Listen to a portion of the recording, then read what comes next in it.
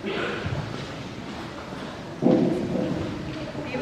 otroškega pevskega zbora, ki skupaj prepevajo šele nekaj mesecev, so v predbožičnem času kot pastirčki obiskali rodovske domove ter oznanjali veselo novico o rojstvu odrešenika, ki svetu prinaša mir, uživanje in ljubezen. S toplimi zvoki otroških božičnih pesmi so ogreli srca vseh, ki so jih poslušali.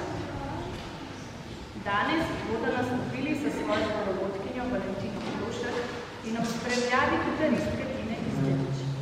Svojo prvo pesem pa bodo izvedli skupaj z malim orkestrom. Zapeli bodo Gremo, gremo v Betlehem.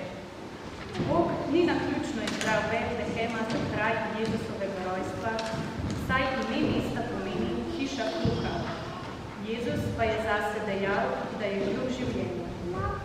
Iz tega čudežnega načrta je nastala najlepša zgodba vseh časov, zgodba o Božjem prihodu na svet.